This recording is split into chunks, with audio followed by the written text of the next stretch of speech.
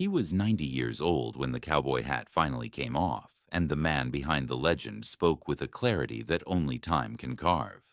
Bum Phillips never saw himself as a prophet of football, yet the game treated him like a preacher who walked the sidelines instead of a pulpit.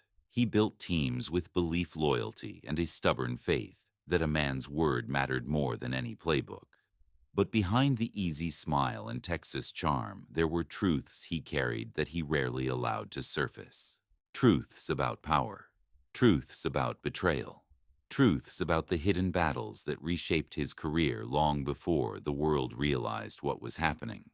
For decades, people assumed Bum's story was simple, a tale of a coach who came close but never reached the summit. The reality was darker, more human, more revealing. In the quiet years near the end of his life, he admitted there were 5 defining truths that shaped everything he built and everything he lost. 5 truths he never fully shared. 5 truths that followed him from Houston to New Orleans and lingered long after he stepped away from the game. Why did a coach beloved by players feel haunted by decisions he could never take back? Why did the man who made legends out of others keep wrestling with the shadows of his own legacy? And why did those hidden truths stay buried for so long? Long before he became a cultural figure draped in denim boots and a signature Stetson, Bum Phillips was a product of the rugged Texas soil that shaped men through hardship rather than ambition. Born oil. Andrew Phillips, he grew up in a world where honesty was currency and toughness was simply survival. Those values would become the backbone of everything he built in the National Football League. When he walked onto an NFL sideline, he did not resemble the buttoned-down coaches of his era. He looked like the land he came from, and players trusted him because he spoke like someone who had lived every word. His rise began in the 1970s, when the Houston Oilers were drifting in irrelevance and their fan base was starved for identity. Bum delivered both. He brought with him a power-running philosophy anchored in grit, discipline, and simplicity. Most of all, he brought belief. Under his leadership, the Oilers transformed from an afterthought into a bruising contender built around Earl Campbell, a running back so explosive that Bum famously said it would take more than one lifetime to prepare for a player like him. It was not just coaching, it was conviction. The Oilers played with the personality of their head coach, tough, but principled, rebellious, but loyal. Yet the beauty of his teams masked the tension that simmered beneath the surface. The Oilers were rising fast, and with every step toward greatness, the political storms inside the organization grew heavier. The demands of ownership collided with Bum's unwavering loyalty to his players. The expectations of a desperate fan base clashed with the brutal reality of the Pittsburgh Steelers dynasty that stood between Houston and the Super Bowl. Each season felt like a duel between possibility and heartbreak, between what the team could be and what the league would allow them to become. When Bum moved on to New Orleans in the early 1980s, he carried the same principles, but found a franchise buried deep in dysfunction. His mission was no longer just to win games. It was to give a struggling team a soul. He rebuilt the Saints from the inside out, teaching a broken locker room to believe in something larger than the standings. Even when victories were scarce, players spoke of him with a respect reserved for leaders who put people above politics. But behind every smile, behind every quote delivered with cowboy charm, lived a collection of truths that weighed on him more heavily than the losses anyone saw.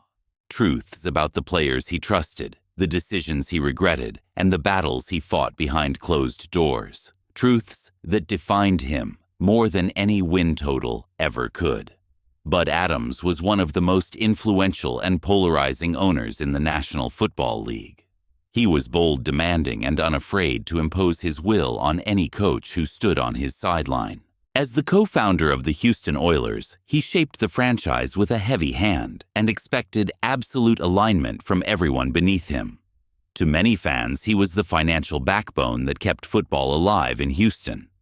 To many players and coaches, he was a businessman first and a steward of the sport second. For Bum Phillips, he became a force that defined the boundaries of trust. From the moment Bum stepped into the head coaching role, their philosophies stood in quiet opposition. Bum believed leadership flowed from loyalty, honesty, and the bond between a coach and his players. Adams believed leadership flowed from authority structure and clear control from the top. As Houston grew into a contender, so did the tension between them. Adams wanted the Oilers to operate like a tightly controlled machine. Bum wanted the players to feel ownership of their destiny. Each win amplified the expectations of an impatient owner. Each loss deepened the scrutiny hovering over Bum's decisions. The more the city embraced Bum as the heart of the franchise, the more Adams felt the need to reassert his presence. The breaking point arrived after the 1979 season. Houston had pushed to the edge of greatness, battling through injuries, doubt, and the seemingly unbeatable Pittsburgh Steelers. For the second straight year, their Super Bowl dream ended at Three Rivers Stadium. The city grieved. The locker room emptied out in stunned silence. But the pressure was greatest on Bum. The fans wanted him back. The players wanted him back. The city of Houston believed the team was on the cusp of something historic. Adams saw something different. He saw a franchise that had spent heavily fallen short and needed a new direction. Behind closed doors, the conversation between owner and coach was cold. Adams wanted strategic changes that cut against Bum's principles. He questioned personnel decisions. He questioned coaching autonomy. He questioned the culture. Bum had built a culture rooted in trust rather than fear. Bum refused to break the bond he had with his players. The conflict was no longer about football. It was about identity. Shortly after Adams fired the most beloved coach the city had ever known, Houston was outraged. Players were heartbroken.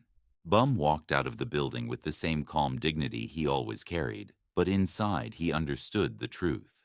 He had been punished for building a family in a league obsessed with control. Bum rarely spoke harshly about Adams in public, but privately, the wound stayed open. He believed the Oilers were one season away from the breakthrough they had chased for years. He believed loyalty should have mattered more than impatience. And he believed that an owner should protect the soul of a team, not fracture it. The cold truth was simple. Bum never forgave the decision, and the grudge lived on long after both men left Houston. Chuck Noll was the quiet architect of a dynasty that defined an era. As head coach of the Pittsburgh Steelers, he built one of the most relentless, disciplined, and physically brutal teams the league had ever seen. Noll carried an air of calm authority, a man who spoke softly, but coached with a precision that carved championships out of chaos. His Steelers were not just winners, they were gatekeepers. They stood between nearly every challenger and the road to the Super Bowl. For Bum Phillips and his Houston Oilers, Chuck Noll became more than an opponent. He became the immovable force that shaped their destiny. The conflict between Bum and Noll was never personal. It was structural, symbolic, and painfully decisive. The Oilers were rising, powered by Earl Campbell and a locker room that believed in Bum's vision. The Steelers were already a dynasty molded by Noll's mastery of disciplined defense and psychological control. Houston represented hunger. Pittsburgh represented inevitability. Every time Bum reshaped his roster or adjusted his philosophy, he did it with one objective: beat Noll. But the Steelers were not merely another team. They were a mountain built on experience, talent, and championship muscle memory. Noll respected Bum's approach, but never feared it. And that imbalance fueled the rivalry. The 1979 AFC Championship became the defining moment of their collision. The Oilers arrived in Pittsburgh battered, but determined, knowing this was their moment to overturn history. What followed was a brutal contest where Houston fought for every yard, every breath, every pulse of momentum. Then came the play that sealed their fate, the controversial Mike Renfro non-touchdown call. The entire nation watched the replay. It looked like a catch. It felt like redemption. But the officials ruled otherwise. The stadium roared with relief. The Oilers deflated, and Noll's Steelers resumed their march toward another championship. For Bum, that moment became the wound that shaped a legacy. It was not simply that he lost. It was that he lost in a way that stripped his team of the reward they had earned. Noel never gloated, never indulged in triumph. He simply walked off with the quiet certainty of a coach who protected a dynasty. But for Houston, it was devastation. They believed fate had ripped the greatest opportunity they would ever have, and Bum beneath his steady posture carried the weight of knowing that beating Noel might have changed everything. Bum respected Chuck Noll more than any other rival, but respect did not soften the truth. Noll represented the barrier his teams could never break, the dynasty that overshadowed Houston's rise, the opponent who stood between the Oilers and immortality. In his later years, Bum admitted that the pain of those losses never faded. He believed destiny had been within reach. Noel simply guarded it better, and that cold truth stayed with him until the end. Dan Pastorini was the face of Houston's offense before Earl Campbell turned the Oilers into a battering ram. A tough, fearless quarterback who played through broken ribs, shattered fingers, and a laundry list of injuries that would have sidelined most players for weeks. Pastorini wasn't just a signal caller. He was a survivor, a man who embodied the pain and pride of playing in an era defined by violence. To the city, he was the heart of the offense. To Bum Phillips, he was a player who trusted his leadership completely and carried the team's hopes with unshakable resolve.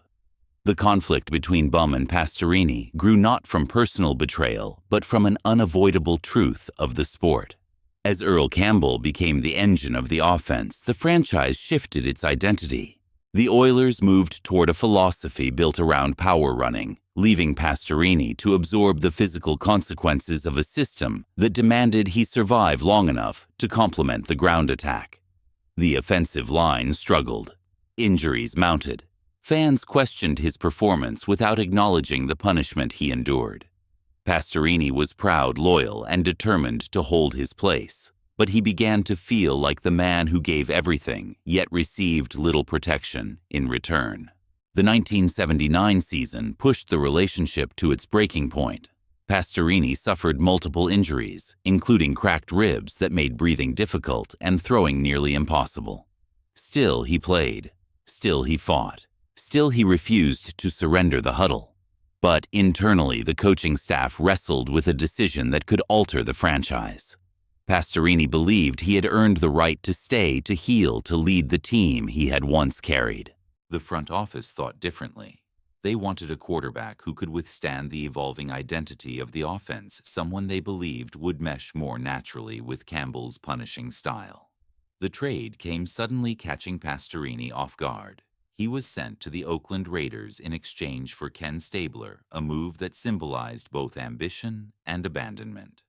Pastorini felt blindsided. He had played hurt for years. He had led the team through darkness. He had remained loyal. Now he was being replaced at the moment he believed he needed support the most. The trade fractured more than the roster. It fractured trust. Bum understood the pain, but was boxed in by pressure from ownership and the shifting reality of the team's needs. He respected Pastorini deeply, but the decision carved a line neither man could erase. Pastorini later admitted the trade felt like a betrayal he never fully overcame. Bum carried that weight too, knowing the quarterback had sacrificed his body for the franchise. Though neither blamed the other directly, the truth remained. Their bond was shaped by loyalty, but broken by circumstance. And for Bum, the failure to protect Pastorini became a regret that followed him long after Houston moved on. Ken Stabler was one of the most magnetic figures of his generation. Known as the Snake, he carried a mystique that blended rebel charisma with championship credibility. In Oakland, he had become a symbol of controlled chaos, leading the Raiders with a blend of instinct calm and improvisation that made him a legend. When Houston traded for him, fans imagined that his veteran presence would lift the Oilers past the final barrier separating them from a Super Bowl. For Bum Phillips, Stabler represented both promise and risk, a quarterback whose past triumphs carried shadows of their own. The conflict between Bum and Stabler did not look like a feud from the outside. It looked like pressure. It looked like expectation. It looked like the weight of a franchise trying to rewrite its destiny. Bum believed Stabler's experience and composure could elevate the Oilers beyond their heartbreaks. But Stabler arrived at a point in his career when his body had slowed and the physical demands of Bum's system tested him in ways he had not faced in Oakland. The timing was unforgiving. The roster remained battered. The offense shifted awkwardly between old habits and new ambitions.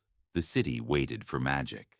Instead, the season became a meditation on what pressure does to men running out of time. The 1980 season crystallized everything at stake. Stabler struggled to find rhythm, throwing interceptions at moments when the team needed stability rather than risk. The offense sputtered. The locker room felt the strain. Critics questioned whether Bum had mortgaged the team's identity for a quarterback whose peak belonged to another era. Each setback chipped away at the illusion that Stabler's arrival would be the missing piece. Bum still believed in him, believing the veteran grit would finally click, but the window narrowed with every missed opportunity.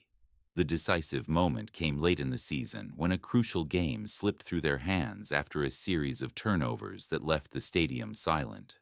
Stabler walked off the field with the solemn expression of a man who understood he was no longer the version of himself the world remembered. Bum defended him publicly, shielding him from blame, but privately he felt the sting of a truth he could not escape. The trade had cost Houston more than a quarterback. It had cost them momentum, identity, and the fragile chemistry that had defined their rise. Stabler was not the villain. He was the embodiment of a gamble that had asked too much of too many. Years later, as Bum reflected on his career, he acknowledged the Stabler trade as one of the decisions that weighed heaviest on him.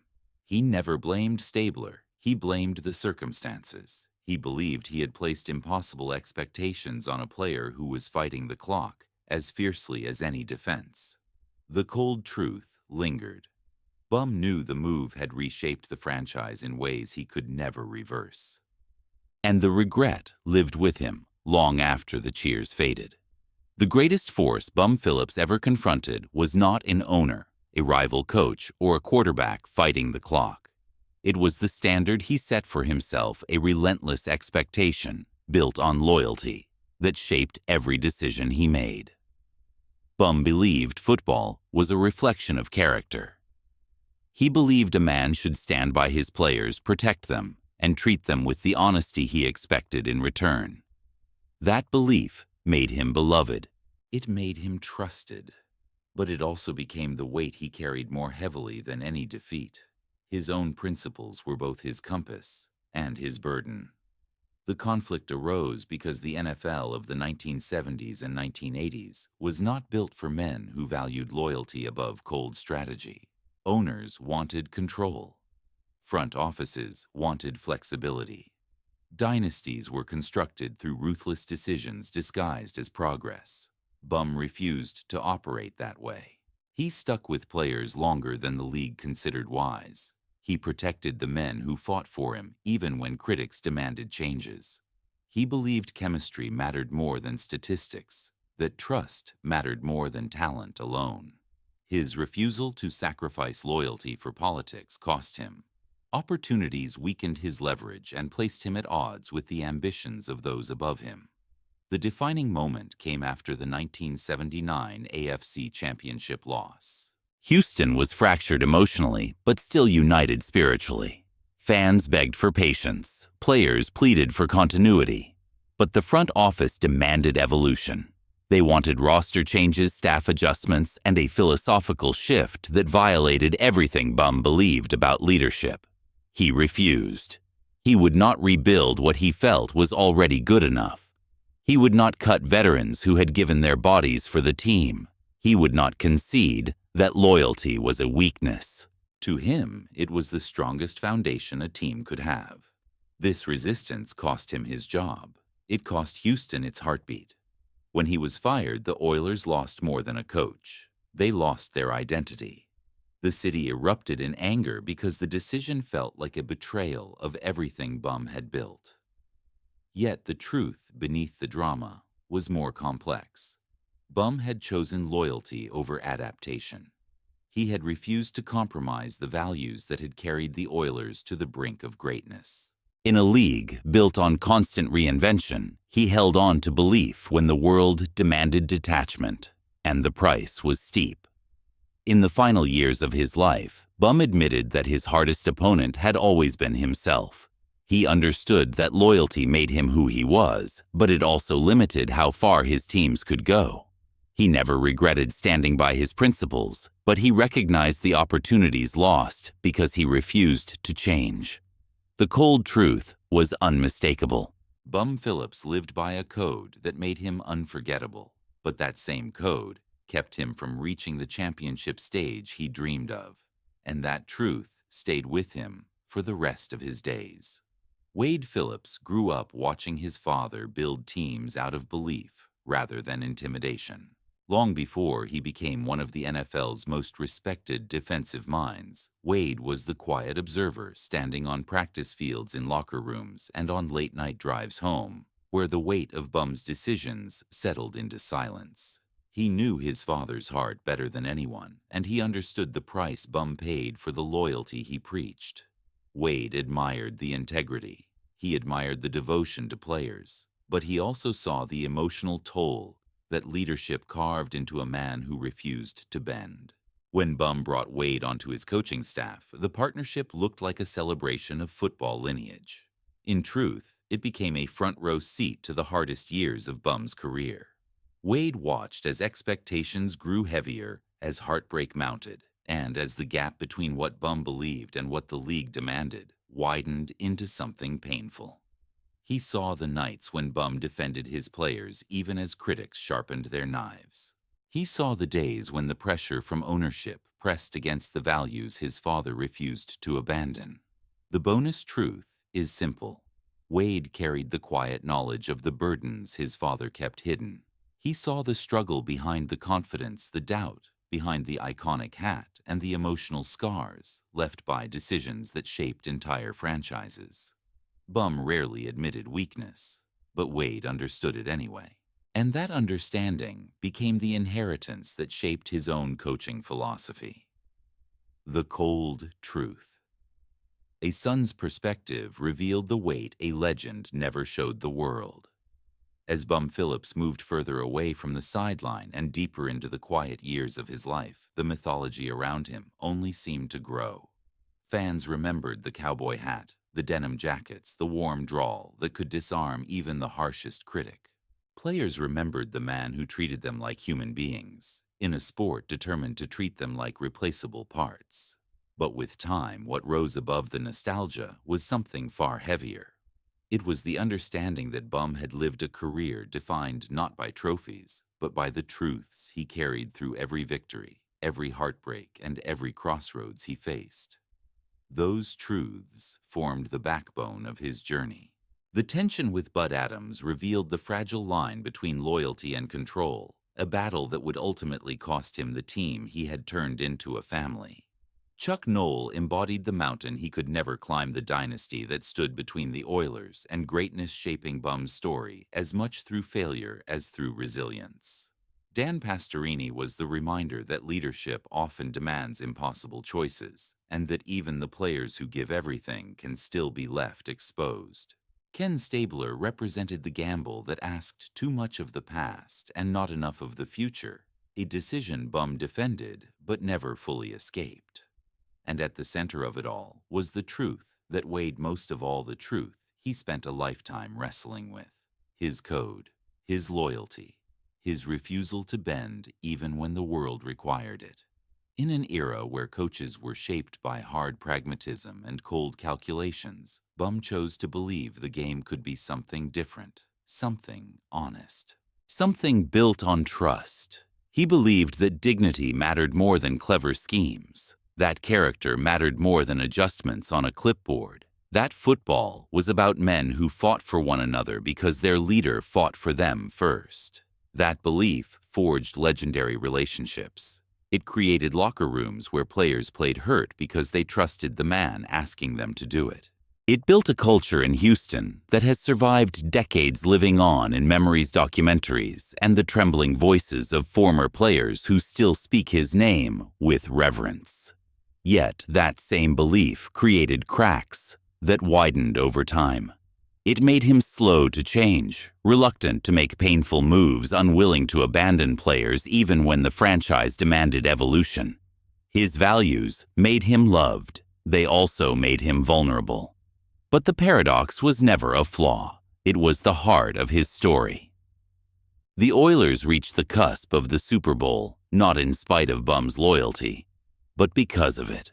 They became a force because he gave them something more powerful than strategy. He gave them purpose. He gave them belief.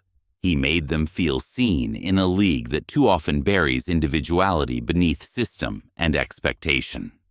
Houston embraced him, not because he promised championships, but because he promised authenticity.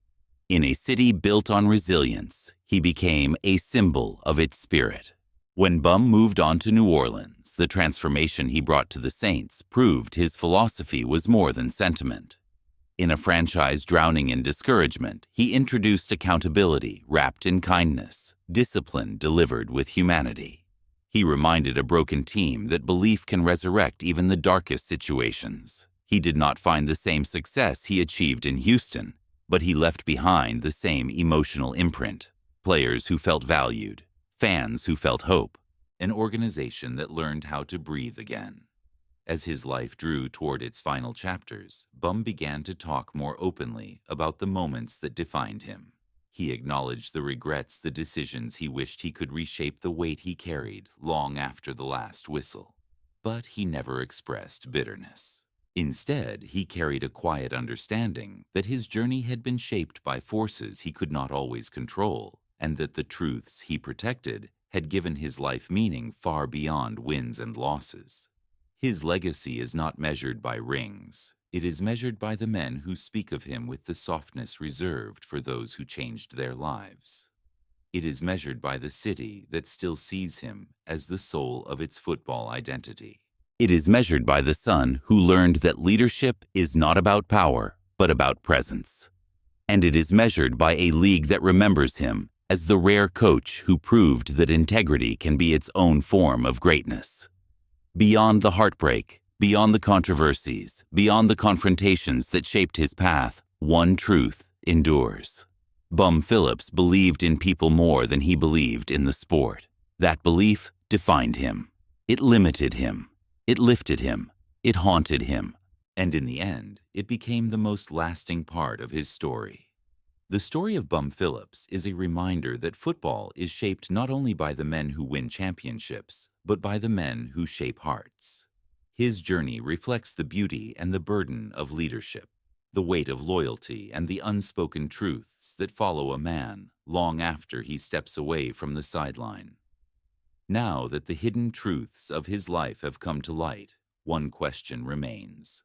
Which moment of his journey changed your perspective the most? Was it the battles with ownership, the heartbreaks against Pittsburgh, the loyalty he showed to players who trusted him completely, or the decisions that haunted him long into retirement? Your voice matters here. This channel exists to uncover the untold stories of the legends who shaped football's most unforgettable decades, and your insight helps keep these histories alive.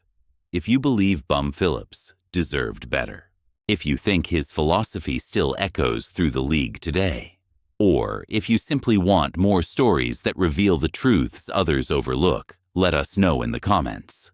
And if you found value in this deep look at his life, consider joining us as we continue to explore the hidden truths of football's golden age. Subscribe to NFL Hidden Truths for more stories that dive beneath the surface, more journeys shaped by conflict and courage, and more legacies that still echo across generations.